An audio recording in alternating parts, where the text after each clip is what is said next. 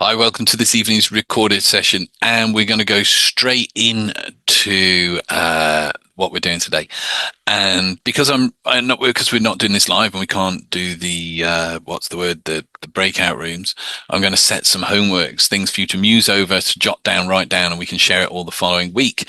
And because we're looking at conversational hypnosis, we're in a way we need to start looking at how we spot moments of natural hypnosis, natural trance, natural going within, natural searching. You may notice that we've phrased that. We've gone from hypnosis, trance, going within, searching, because there are those unconscious moments where someone poses a question to you or asks you something, and your conscious mind doesn't have the answer straight away. Keep in mind, your conscious mind can only, they say, hold on to between 7 and 9 bits of information at any one time. So what we're looking for when we're working with conversational hypnosis are those moments of unconsciousness. By that, I'm sure you've had the experience or notice where somebody asks you something, or you've asked somebody something, and rather than going, oh, it's such and such, they go, hmm, hmm,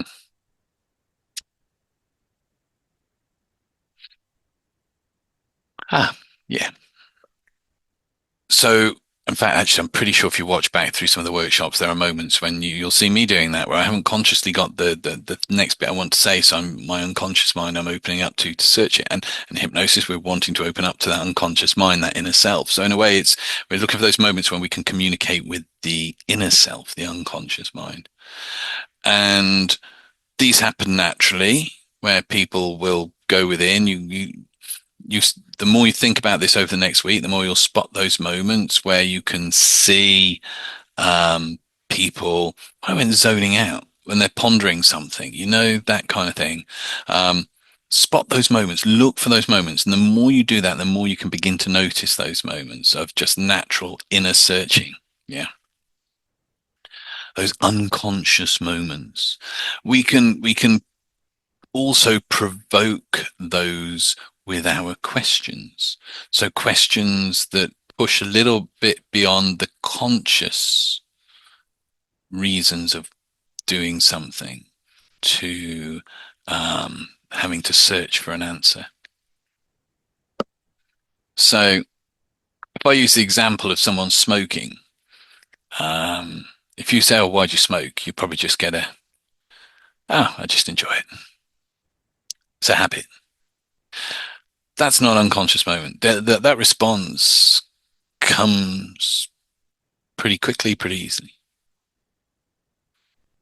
If you were to say something like, so what is it that smoking really gives you? Or let me turn this around. As you're listening to this, I think pretty well all of us have some sort of pastimes and hobbies that we really like. What is it that those pastimes and hobbies really give you?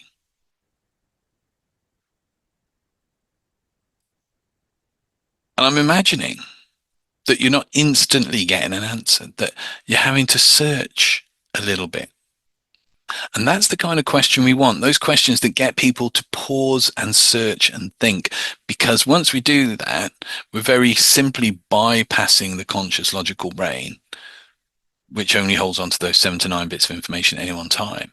And we're shifting awareness into the unconscious mind where we're searching, we're almost putting ourselves on hold whilst we search the unconscious mind to pull out. Classic one, and I know I do this all the time, is remembering someone's name or a place name. Oh, when we went to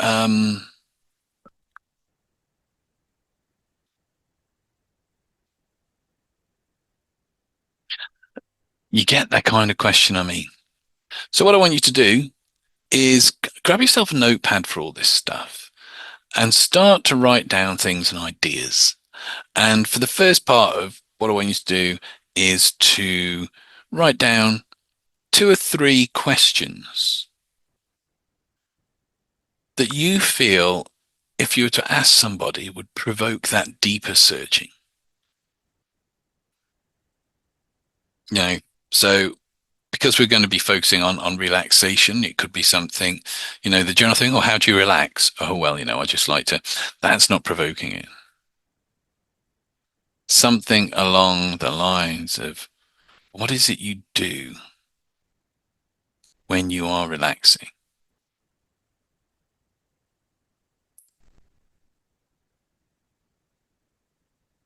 Suddenly get somebody searching, somebody gets somebody looking.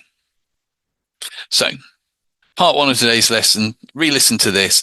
Think about unconscious moments. Two parts to practice. One, looking for those moments when you're just chatting with people where they go inside. Maybe you've asked something or somebody's asked, or they're trying to remember something, and you see them searching the vast repository of unconsciousness that holds the answer for them. And two, a minimum of two or three questions.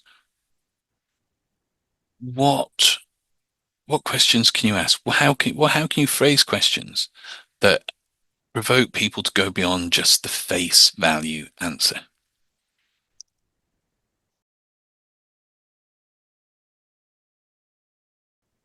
So, kind of moving on from that, I want to look at a way that we can encourage those unconscious moments.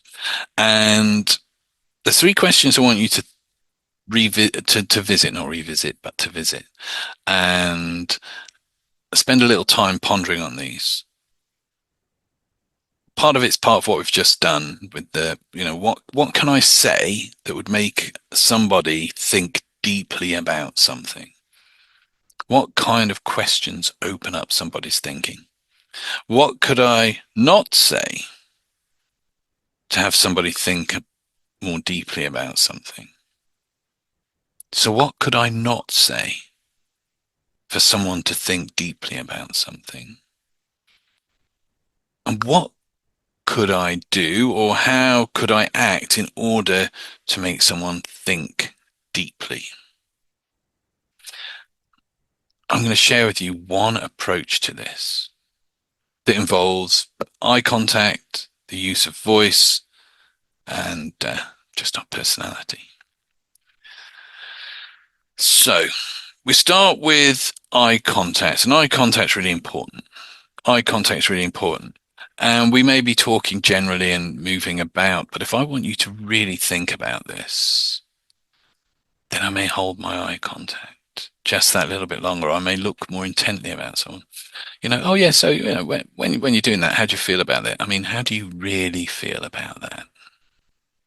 Notice what I've done. I've leaned in. I'm looking directly at the camera in this instance, you know, but it shifts how I think. So I want you to just try this. Just give this a go. I want you to think about a favorite holiday, somewhere you've been and a nice moment, a nice memory from there.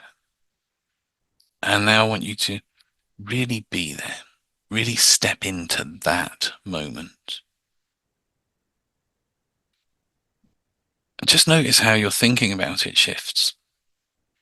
So eye contact is really, really, really important. Eye contact will open up.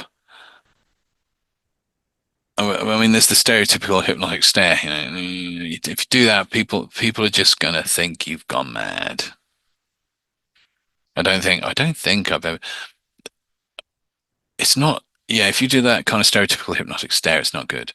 What I tend to do, and I've noticed this in sessions, is I will lock on to that person whilst I'm taking them through hypnosis. My attention doesn't go from they have all my attention, but if you're looking after this person, they should have all your attention. If you're valuing someone, they should have all your attention. Having that level of attention can be a little uncomfortable for people if they're not used to it. Um, so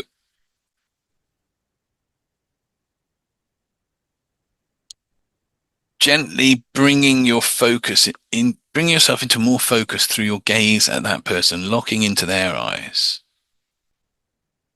and just asking them to think more deeply about this now shifts how we feel about them. The other thing is to um, think about if you're using, hypnotic language should just be part of what we do. It is, but we don't do it consciously, I guess. But think about your mindset. If you're helping a friend, or if you're working with a client who's got a troubles, or if you know, what's your mindset?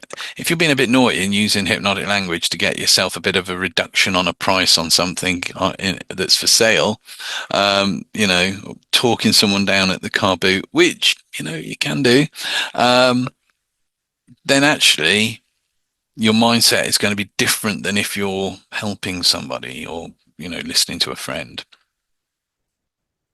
So do you go for that kind of total domination,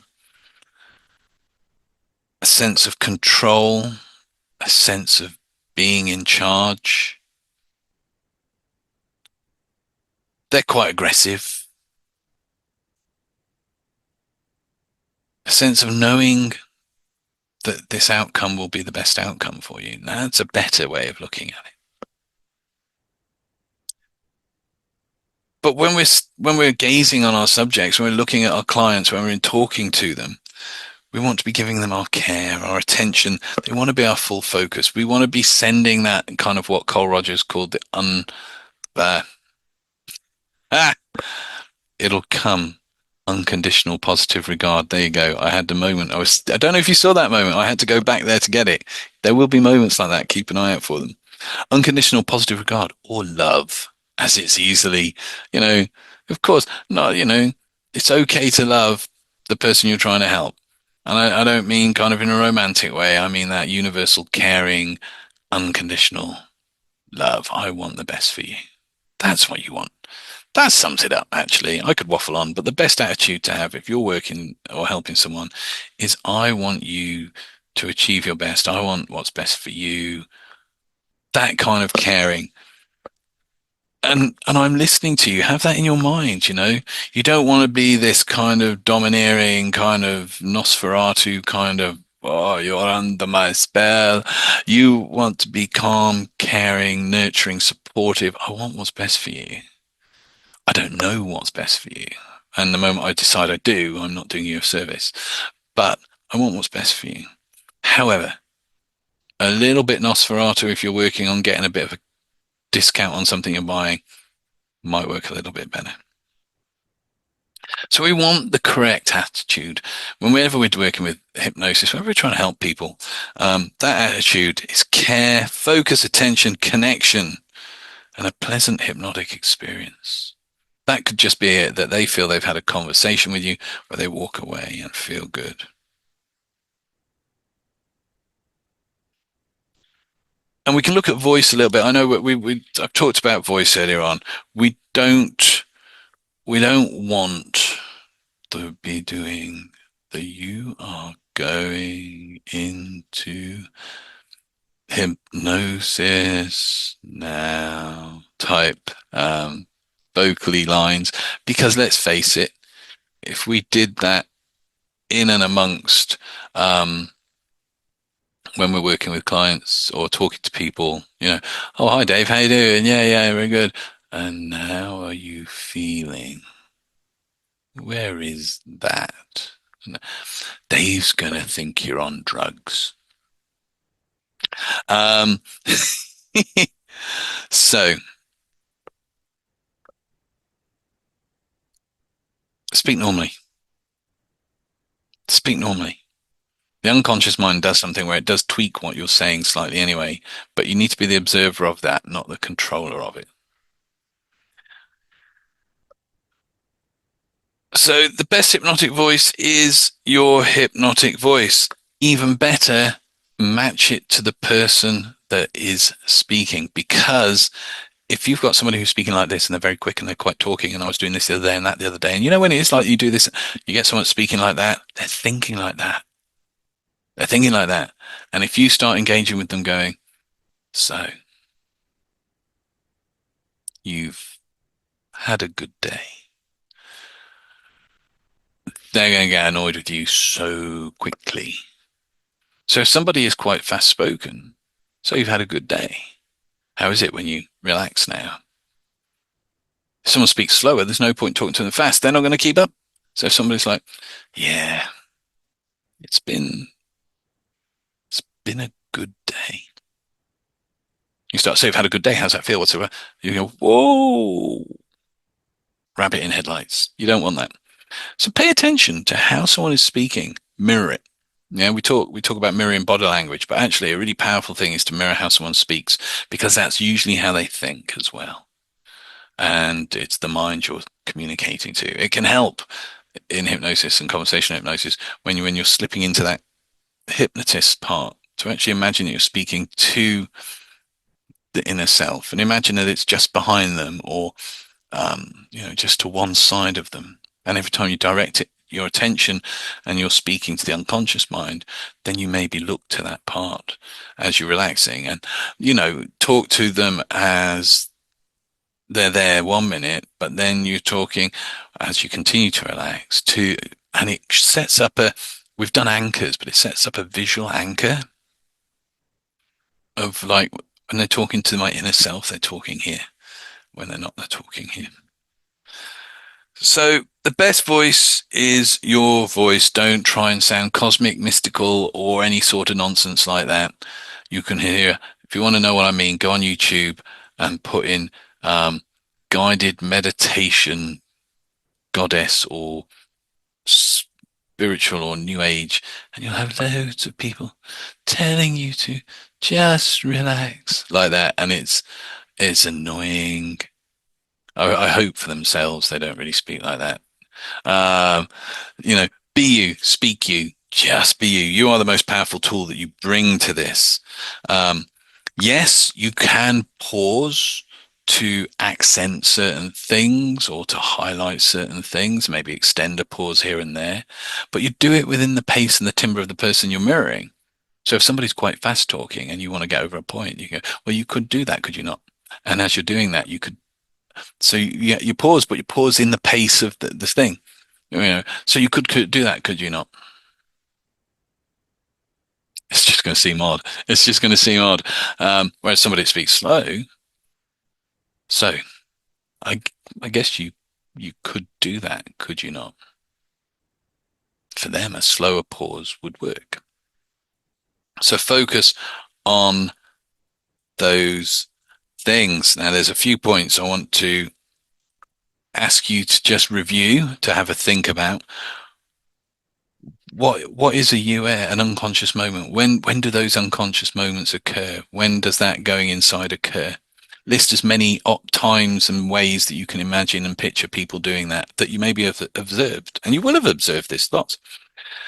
Those three questions before, let me go back to them for you in me notes. So these just can help you.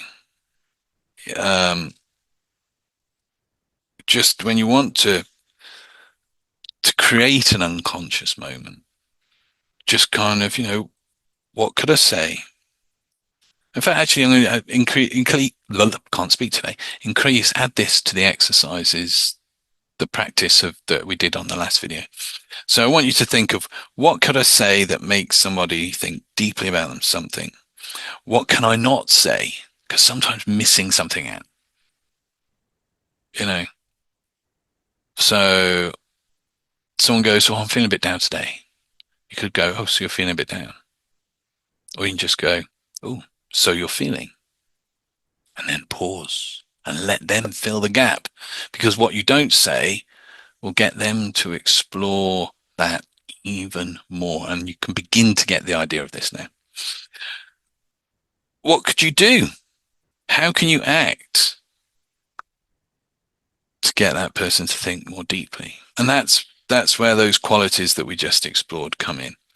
The care, the focus, the attention, the connection. Those things will help that person feel held, help them feel secure. It will create a moment. And those moments can be beautiful things. So think about when they occur. Think about those three questions.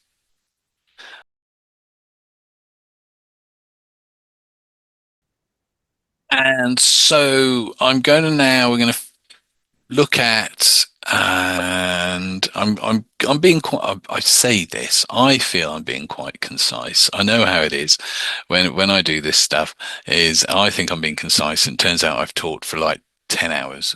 Um, but I want you to kind of watch and listen to today's pre-recorded session and then spend a bit of time afterwards, maybe with a brew, just going through some of the things I've asked you to do. And we're going to finish up this section by looking at five. Don't know why five. It's just how it's happened. Five word patterns, language uses within hypnosis, uh, how they can be applied, and then I will encourage you and ask you after this and during the week, maybe pick one a day and just spend a bit of time jotting down different places, ways you can use it. Imagine how you'd use it in a conversation and start exploring it. And if you're feeling really brave and bold, you can you could do that, could you not? Actually use those language patterns in your conversations, see how they go. So in the context of writing it down, let's focus on the idea of getting somebody to relax and getting them to kind of be just closed eyes within in a light trance. Yeah. You don't just use them in these places, but as that feels good for people, it's a nice thing to be able to do. And you as you do this, and the more you do this, the more you can uh, discover how you can use this in every aspect of your conversation and every aspect of your life. So, first of all,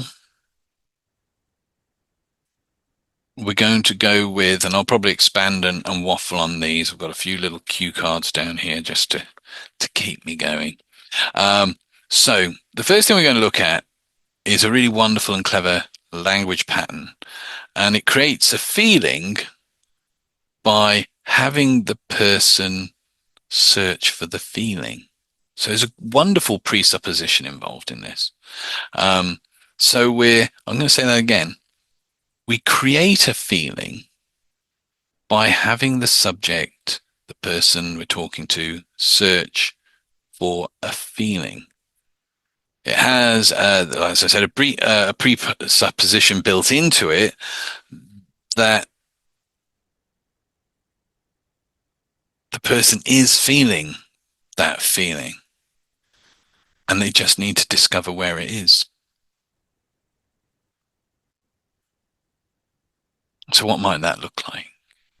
So as you're sat here, as you're listening to this, watching it back, I'm just wondering, where do you feel most relaxed?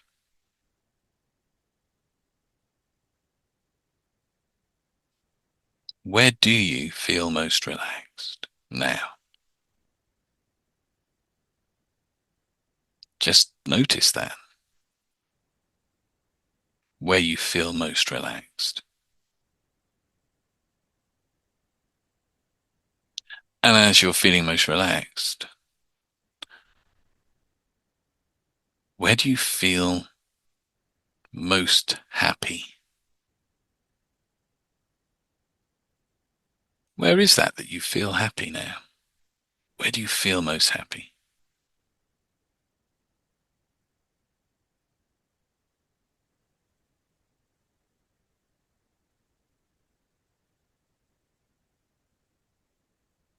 And as you're noticing that relaxation and happiness, where do you feel that you can do this? Where do you feel you can do this?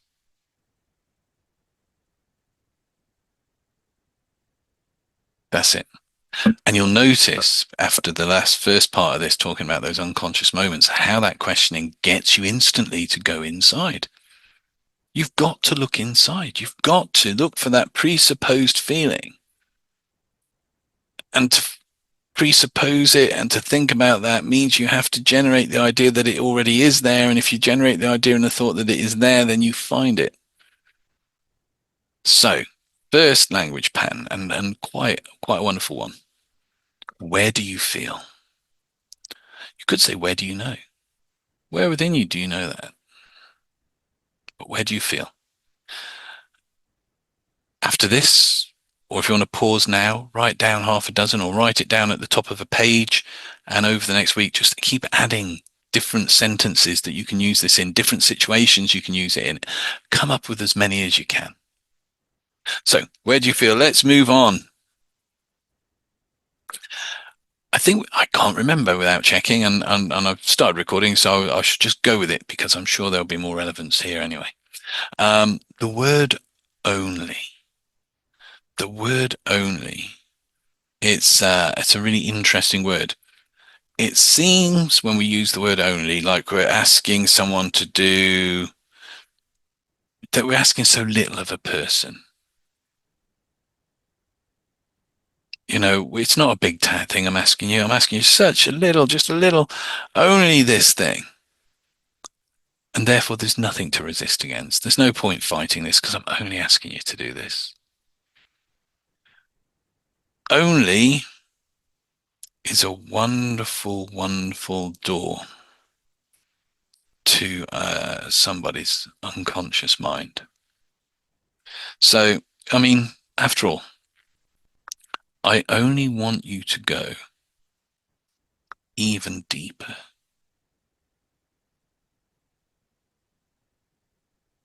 And if you look at that, I only want you to go even deeper. I only want you to go. I'm basically going, this isn't anything, so you might as well do it by using the word only. I'm then telling you what I want you to do. That's a direct suggestion. I only want you to go even deeper. I only want you to do an unconscious search for the solution. You know that thing that's been bugging you this week that you can't quite work out? I only want you to take a moment, a few breaths, to discover a solution. I only want you to relax as quickly as you can. There are many ways we can use that. Car boot sale. I only want you to give me the best, lowest price you can.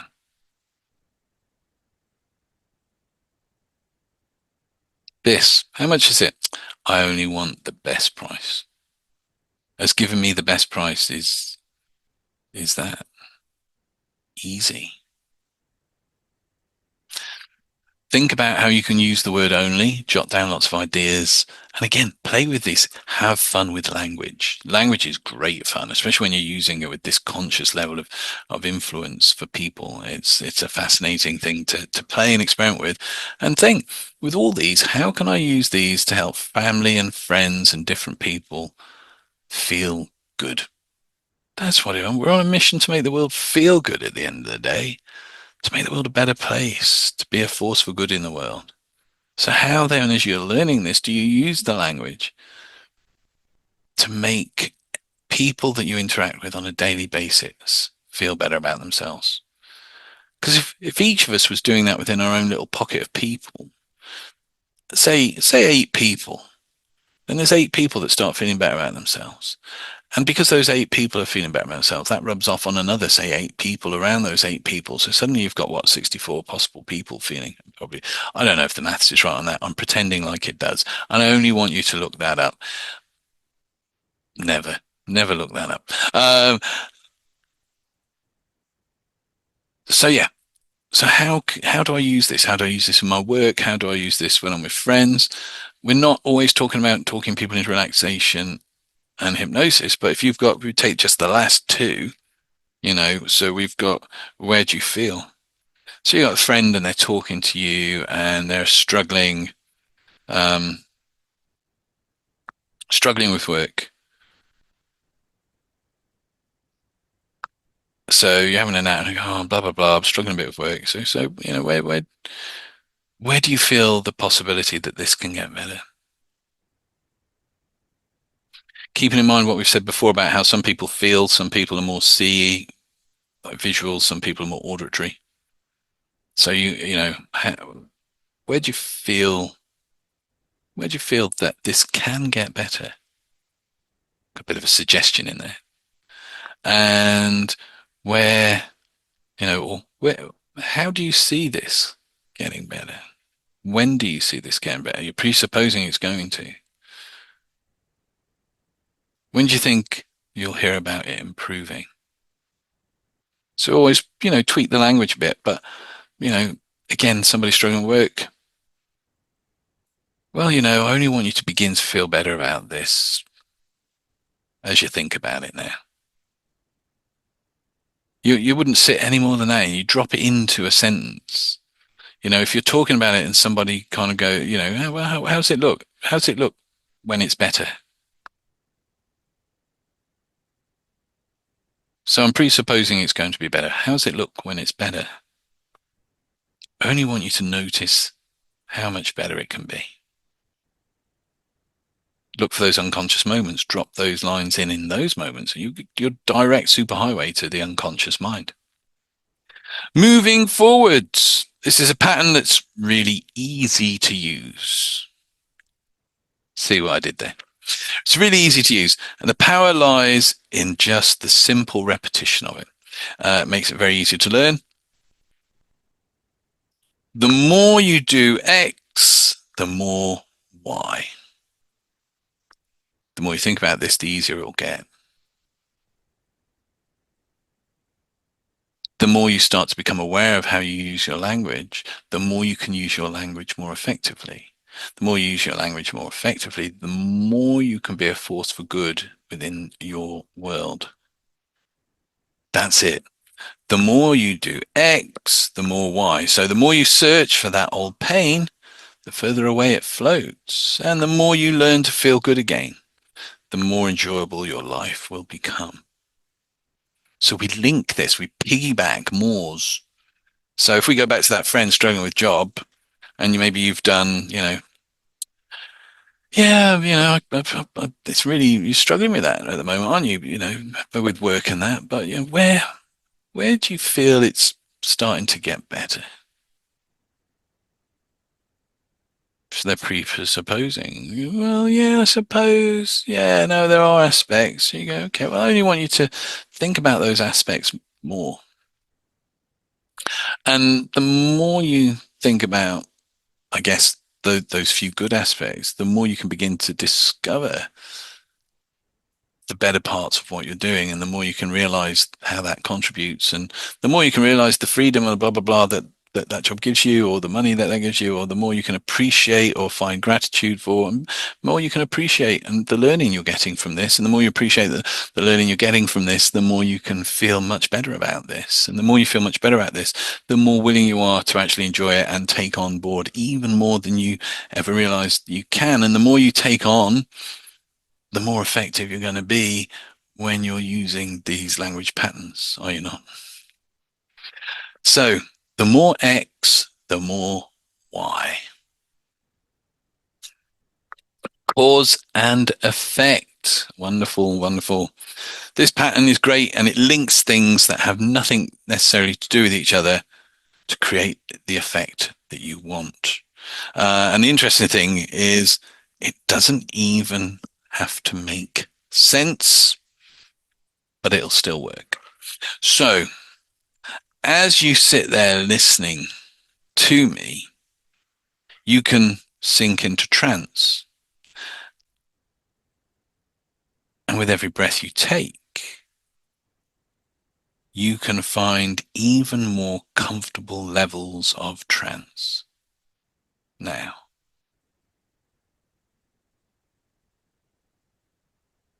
and as you watch this and as you practice this, as you write down ideas for this, you can feel more confident in putting it into practice. And as you begin to think about putting it into practice, your confidence can grow even more to the point that as you're thinking about this, you can just do it naturally. Cause and effect, cause and effect. So as you're doing this, this happens. Don't have to be connected. As you're thinking about the rain, you can begin to feel good, knowing you're in the dry. And the more you think about being in the dry, the more you can see piggyback. And so by doing that, we can see how these things link together. Cause and effect. Finally, and we touched on this last week, double bind. Got to chuck in a double bind. Would you rather X or Y? The classic double bind. Two options, two choices, but if they both lead to the same thing, then the illusion of choice can only lead the person to the outcome. So let's imagine our imaginary friend who's been struggling with work. They've had a moan, the boss is a bit on their case, it's all a bit stressful. And we go, bring this all together. And so, okay, as you're thinking about work now, I'm just wondering, where do you where do you feel most calm when you think about work? Okay, yeah, that's interesting. So kind of when you're just getting into it, okay, when you're just able to focus on what you're doing, okay. So you can feel calm at work, right? And I guess the more you feel calm at work, the more you can relax into the other aspects of it. And the more you relax into the other aspects, the more you can begin to find that which you enjoy about it again. Can you not? Yeah. Okay. So I only want you to begin to relax more into your work and feel calm at that pace that works for you. And as you're beginning to find ways of relaxing and feel more calm in more aspects of your life, you can feel more confident with that. And as you're feeling more confident and more calm with work, you can begin to discover the enjoyment in it again.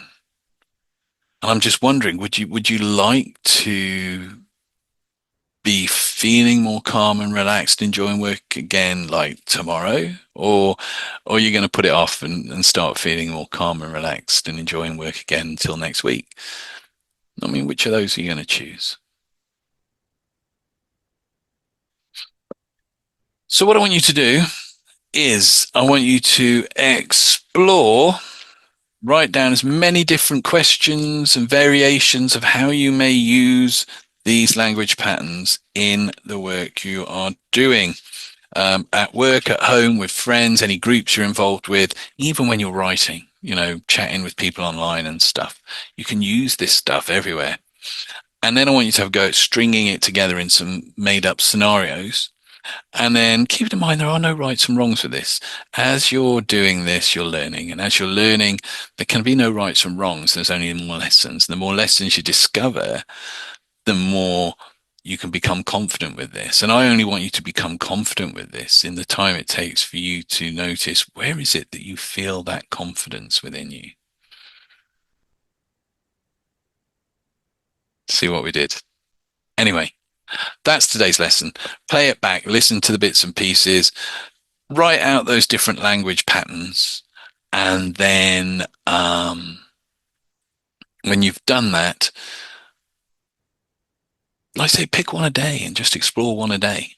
No hassles, no stresses. You can do it when you have a brew. You can jot some questions down or explore possible ways you could use that.